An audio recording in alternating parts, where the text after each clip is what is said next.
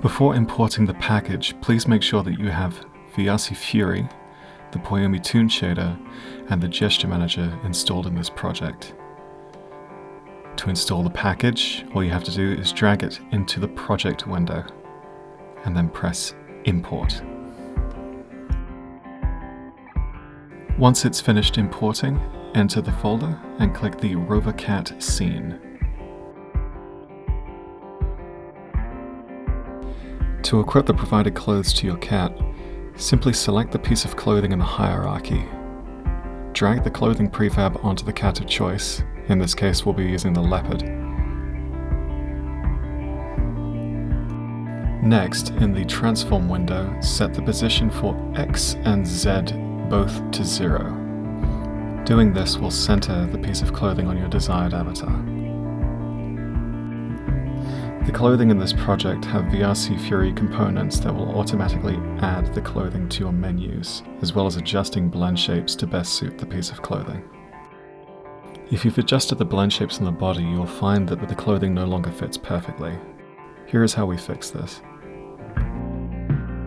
First, we're going to click on the avatar until it turns orange. This will allow us to see the blend shapes that are currently being affected. You want to make note of these because we're going to match the blend shapes here to the ones on the clothing. Next, we're going to do the same, but for the clothing this time.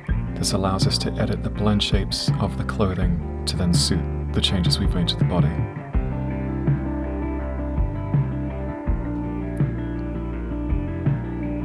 This last one doesn't use a whole number, so I copied and pasted the same number from this particular blend shape into the clothing to match it perfectly.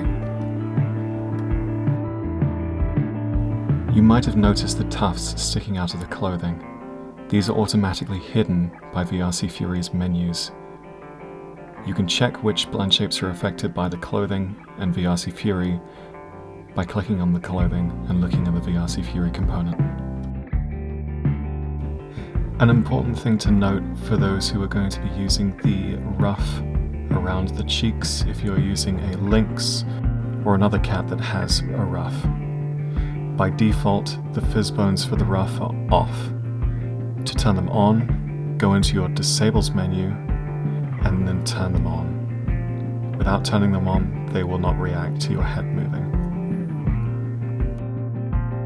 This avatar base is designed to be modular, which means that we can take the ears of the caracal and put them onto the saber tooth, as well as taking the tail from the cheetah and doing the same. Firstly, we're going to find the default ears and tail of the saber tooth and drag them out of the prefab and hide them.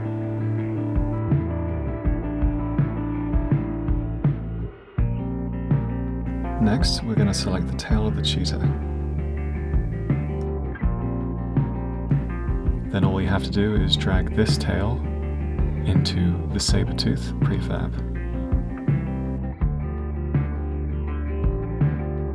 Same as we did with the clothes, zero out the X and Z coordinates in the position of the tail.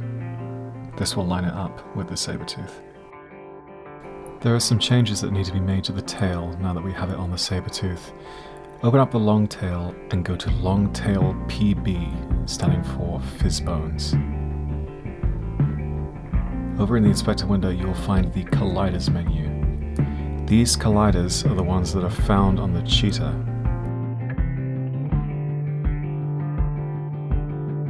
We need to change these to be the colliders on the saber tooth.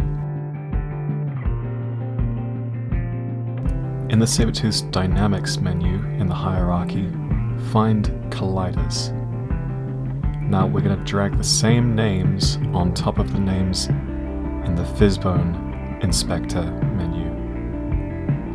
These will then make the tail react to the body of the saber-tooth instead of the cheetah. The floor plane is underneath the armature instead of in the colliders menu. And that's it. Adding the ears is practically the same as adding the tail, but this time we don't have to worry about colliders. Simply select the ears that you want, drag it onto the base that you're working with, in this case it's the saber-tooth, zero out the ears, and you are done. Something that's useful when testing in play mode is disable the other bases that you are not working on. Do this by selecting all the bases except from the one you want to test in the hierarchy, and in the top right next to their names, disable. This means that when you're in play mode, the game will only look at the avatar that you're working on and won't get distracted by others.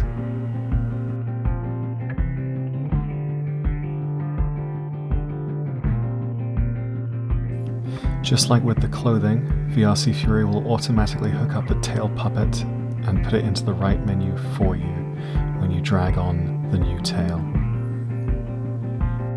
The default facial expression for the cat can be easily changed through animation. Select the cat that you're working on. At the top, in the inspector above the avatar descriptor, you will see an animator that's empty.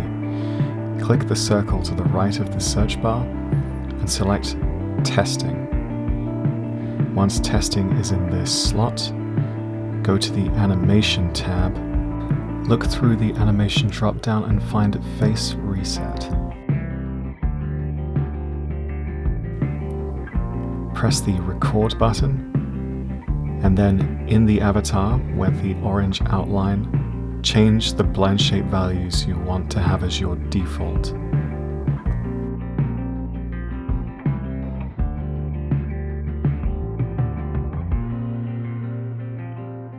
When you're done, press the record button again, and this will be saved as your default facial expression. You can test this in play mode.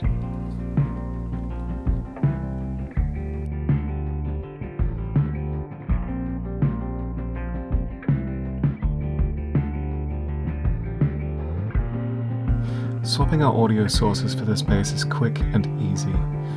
All you have to do is find the audio source hidden in the armature under the head bone.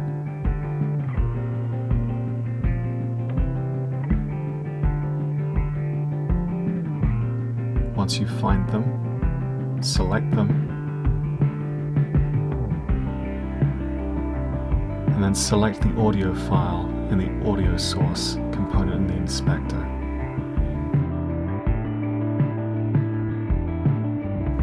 And then replace it with your desired audio file.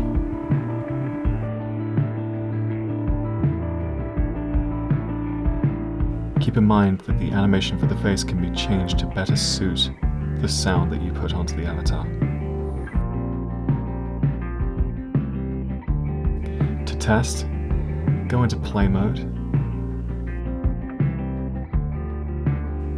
and then use the hand sender game object in the hierarchy.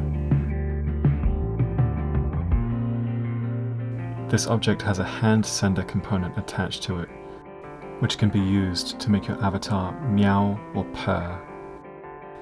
If you want to test the hiss, you can use the action menu in the gesture manager.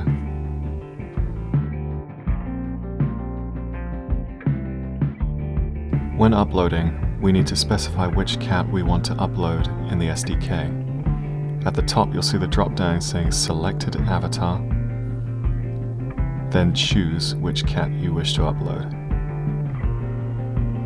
Once this is done, press Agree and upload. Thank you for buying the RoverCat. If you have any questions at all, please don't hesitate to reach out on the Discord. Have fun out there.